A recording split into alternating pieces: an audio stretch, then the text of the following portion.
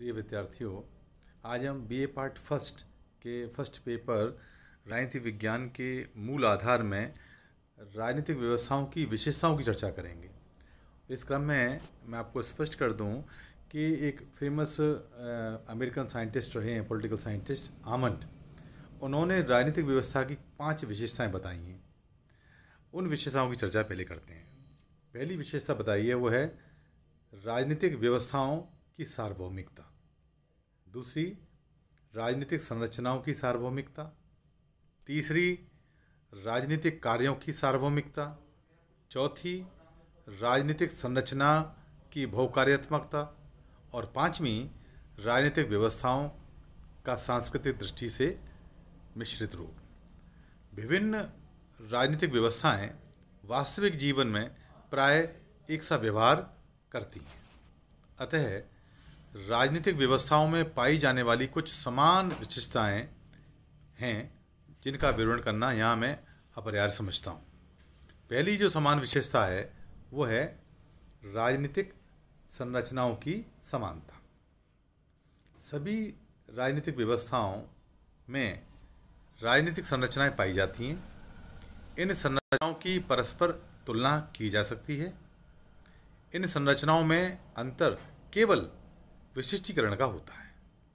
तो पहली जो समानताएं पाई जाती हैं, कुछ समान समानताएं विशेषताएं हैं, वो है राजनीतिक संरचनाओं की समानता। इसी क्रम में दूसरा बिंदु है वो है कार्यों की सर्वव्यापकता। सभी राजनीतिक व्यवस्थाओं में समान कार्य किए जाते हैं। संरचना के आधार पर राजनीतिक व्यवस्था की तुलना करने पर हम सही परिणाम नहीं पाते। हमें संरचना की अपेक्षा कार्यों को अधिक महत्व देना चाहिए। हित समूह के संगठन और सदस्यता की अपेक्षा यह जानना अधिक उपयुक्त होगा कि हितों को कैसे स्पष्ट किया जाता है, कौन से संगठन इस कार्य में भाग लेते हैं और किस प्रकार वे हितों को स्पष्ट करते हैं। तीसरा बिंदु है राजनीतिक संरचना की विविधता। सभी राजनीतिक व्यवस्थाएं विविध कार्य करती हैं। यदि हम विगत 50 वर्षों में पॉलिटिकल साइंस में हुए विकास कार्यों का अवलोकन करें तो हम देखेंगे कि राजनीतिक संरचनाओं का प्रत्येक अंग केवल एक ही कार्य नहीं करता, वरन एक से अधिक कार्य करता है। यह कहा जाता है कि विधायिका कानून बनाती है। जो लेजिस्लेचर है उसका मूल कार्य विधि का निर्माण करना, कानून का निर्माण करना। कार्यपालिका उनको लागू करती है तथा न्यायपालिका उनकी व्याख्या करती है। परंतु वास्तविकता कुछ और है। वास्तविकता यह है कि तीनों विभाग एक दूसरे के कार्य को करते हैं। जहाँ विधानमंडल विधि निर्माण के साथ साथ कुछ प्रशासनिक और न्यायिक कार्य भी करता है।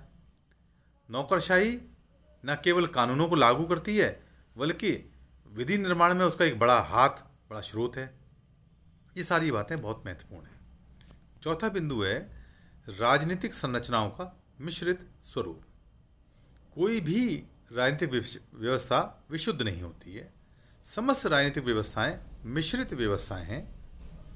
राजनीतिक व्यवस्था परंपरागत तथा आधुनिक दोनों प्रकार के विचारों और संस्थाओं का रूप होती है।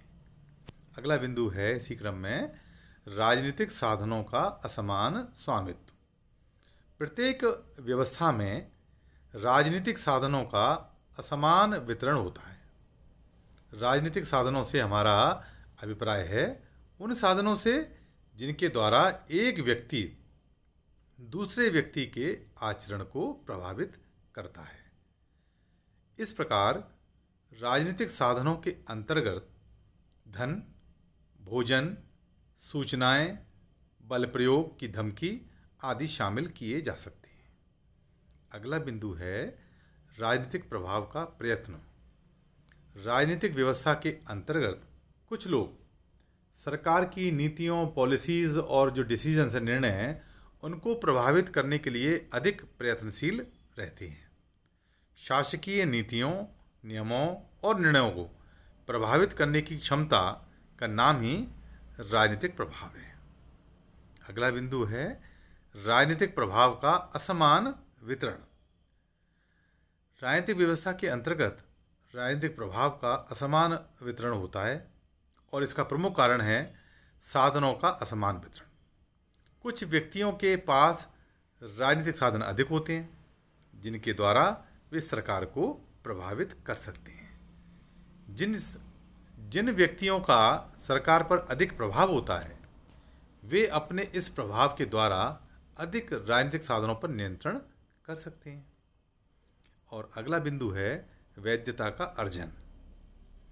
राजनीतिक व्यवस्था में नेता जो लीडर्स हैं वो यह प्रयत्न करते हैं कि जब भी संघर्ष से निपटने के लिए सरकारी साधनों का प्रयोग किया जाए तो उन निर्णयों का पालन जनता न केवल हिंसा, दंड आदि की भावना से करे बल्कि इस भावना से भी करे कि वह नैतिक रूप से सही है और उनका पालन करना उचित है।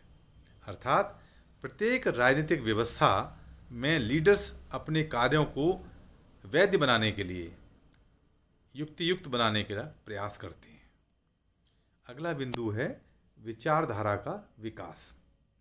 सिद्धांतों के समूह को विचारधारा कहा जाता है। यदि आपसे कोई पूछे कि विचारधारा आइडियोलॉजी क्या है तो उसका मतलब है कि एक सिद्धांतों का एक समूह है, वो विचारधारा है। जैसे गांधी जी के सिद्धांत हैं उनका समूह को हम गांधीवाद कह देते हैं। मार्क्स के जो सिद्धांत हैं उनके जो विचारों को मिलाकर के मार्क्सियन आइडियोलॉजी कह देते हैं। तो सिद्धांत या विचारों का जो समूह है उसको हम विचारधारा के नाम से, आइडियोलॉजी के नाम से कहा जाता है। राजनीतिक व्यवस्था में लीडर्स साधारणतया एक ऐसा स्थायी और एकीकृत सिद्धांतों के समूह को अपनाते हैं जो कि व्यवस्था में उनके नेतृत्व को स्पष्ट और उचित सिद्ध कर सकें। नेता विचारधारा का विकास इसलिए भी करते हैं ताकि उनके नेतृत्व को वैधता प्राप्त हो सके, लीगलिटी प्राप्त हो सके, अथवा वे अपने प्रभाव को प्राधिकार में परिवर्तित कर सकें। यह तथ्य हम सभी जानते हैं कि बल प्रयोग की अपेक्षा प्राधिकार के माध्यम से शासन करना अधिक मितव्ययी होता है। विचारधारा राजनीतिक व्यवस्था को औचित्य प्रदान करती है। इस प्रकार इस वीडियो लेक्चर के माध्यम से आपको राजनीतिक व्यवस्था की विशेषताएं स्पष्ट हुई होंगी।